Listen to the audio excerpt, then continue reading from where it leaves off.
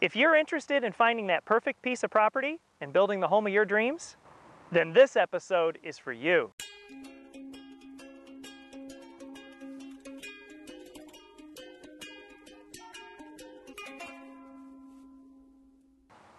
While most people shop for property during the summer, spring is actually the best time to find that perfect parcel.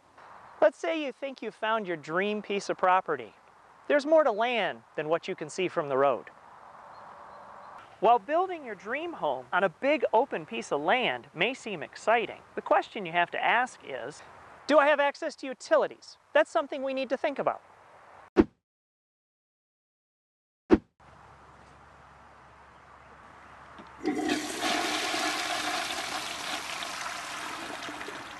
Have you ever thought where this goes?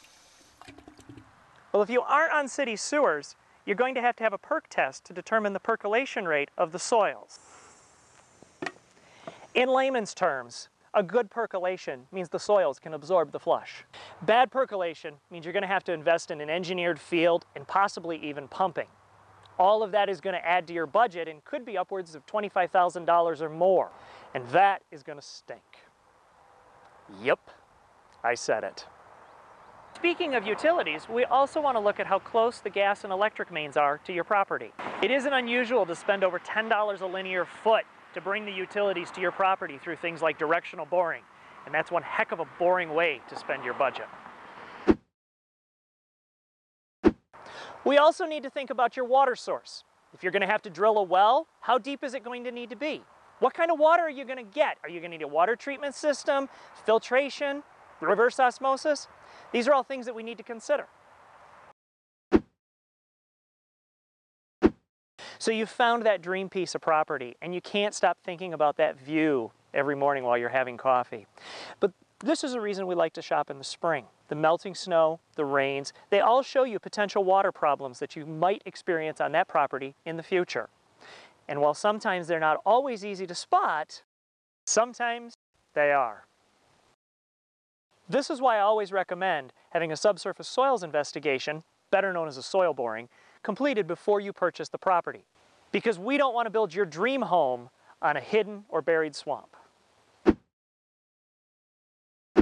So you've found a beautiful piece of property with a lush tree-lined view. That's fantastic. But the seasonal effects on the property are as important as your zoning and deed restrictions. Because while this may be your view in the summer, in the fall and winter, this could be your view.